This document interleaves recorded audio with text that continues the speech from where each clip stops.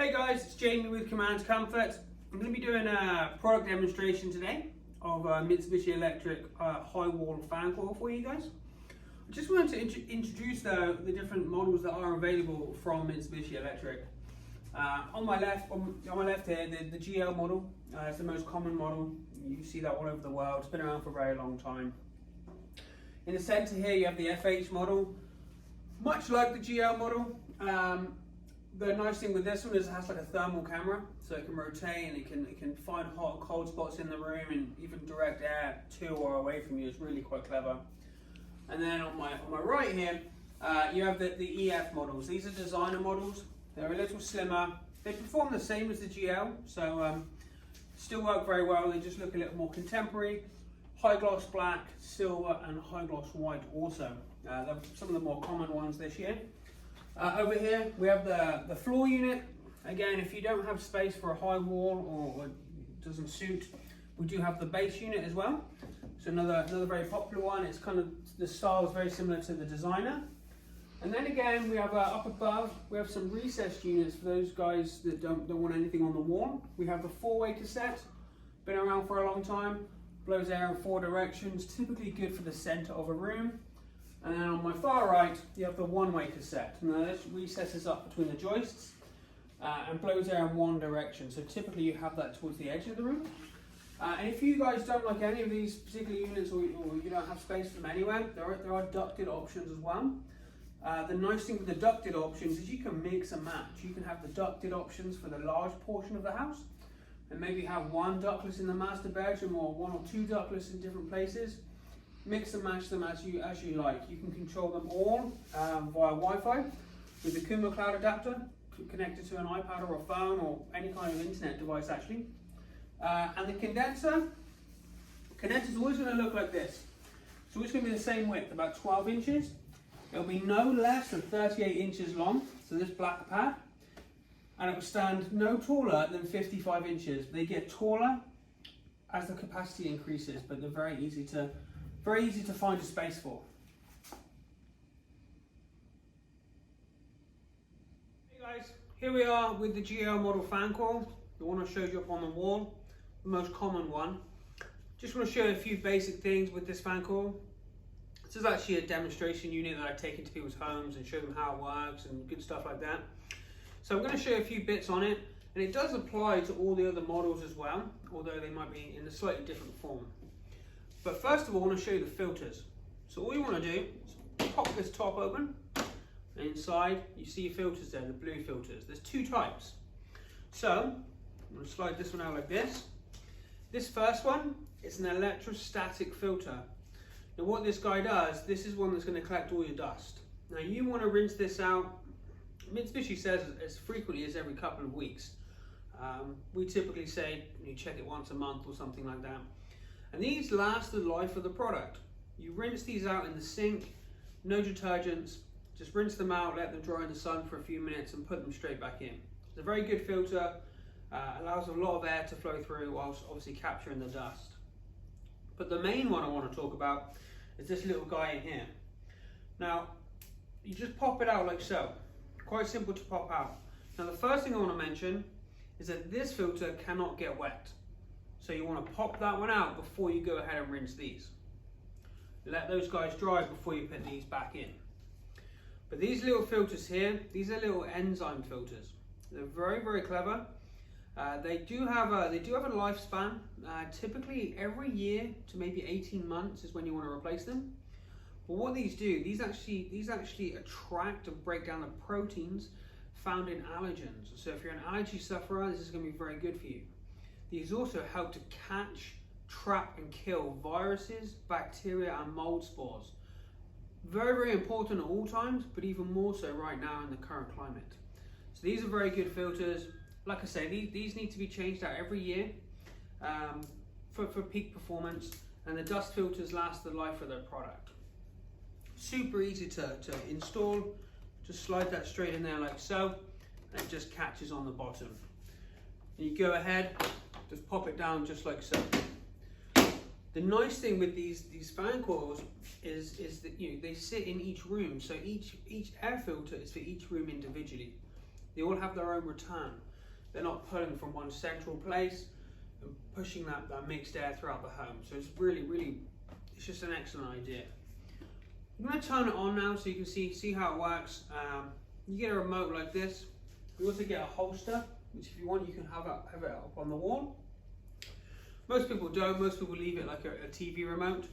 I'm going to do a separate video shortly on how to work this remote, as well as another video explaining some of the real key, some of the key points here. I'm going to connect it to this video, but it's going to be all together. Going to explain some key points that go into a good installation. I'm going to go ahead and turn this on now for you though. You can see now the vane starts to open. It's going to start to move a little bit of air. The vane, when it stabilizes, you have control of the vane wherever you want to go throughout the motion, and obviously fan speed. Most of the time, I would say leave it on automatic. Let the fan do, or let the unit do what it wants. It knows how fast to have the fan run, but it's on right now. It doesn't make any noise. It's very quiet. I'll put it up to high speed for you guys so you can get a little taste of what it might be like at its noisiest, but they're very quiet. When these are in maintenance mode, which is when it's just maintaining temperature, they only make 19 decibels. Okay, get it up to speed so you can see how noisy it can be. This guy right now is at full speed. This is as noisy as it gets, and it kicks out a lot of air. The remote. A lot of these Mitsubishi Electric units, a lot of them come with a very similar remote to this.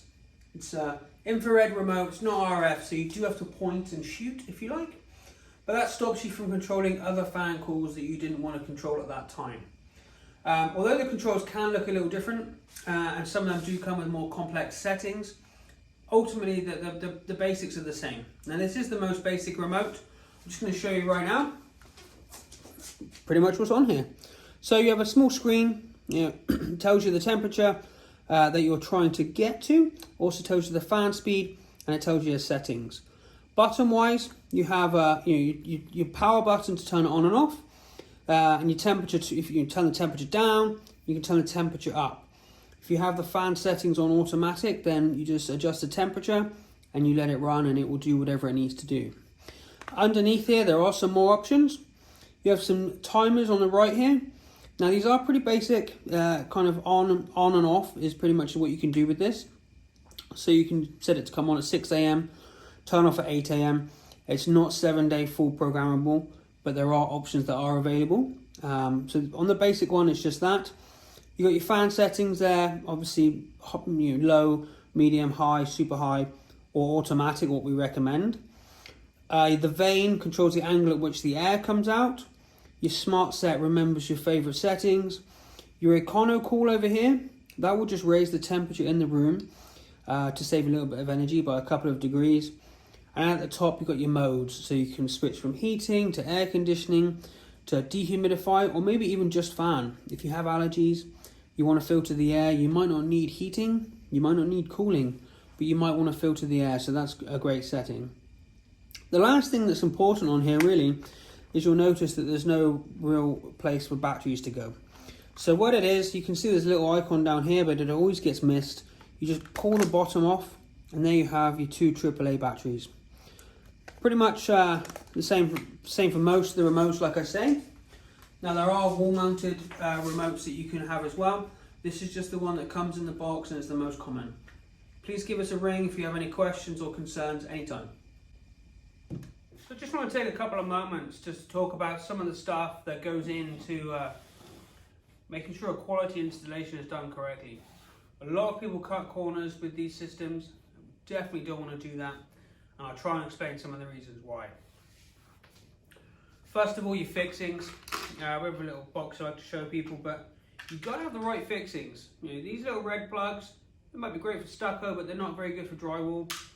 You need the proper anchors. These little guys support 50 pounds each. Typically for the head unit, you want to get at least 1 stud, hopefully 2. And then anything you don't get with a stud, you use these little drywall anchors to secure it, to keep it pulled back tight. We see a lot of mistakes Not with our installations obviously, but with a lot of DIYers just sticking regular screws into the drywall, and it just doesn't hold.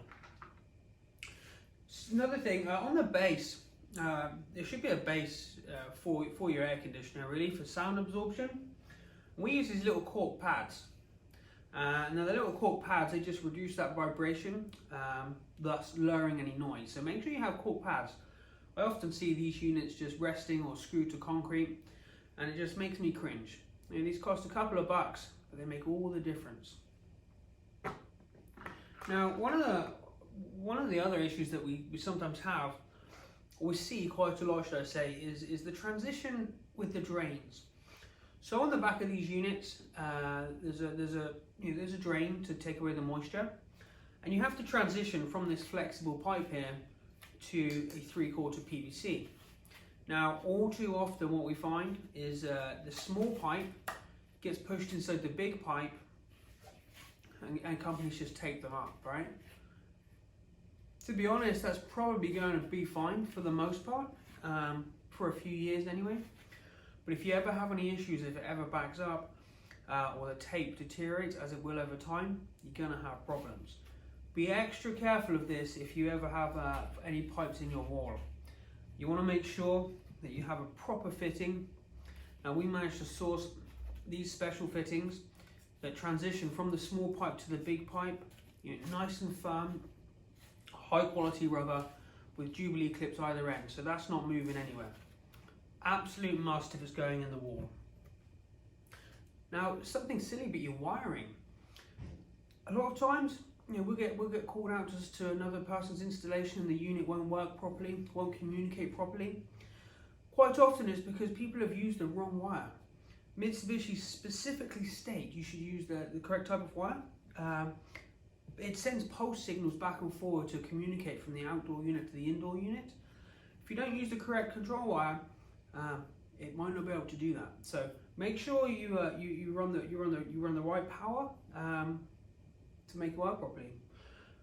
Another big shortcut for cost and for time is people don't like to flare the fittings.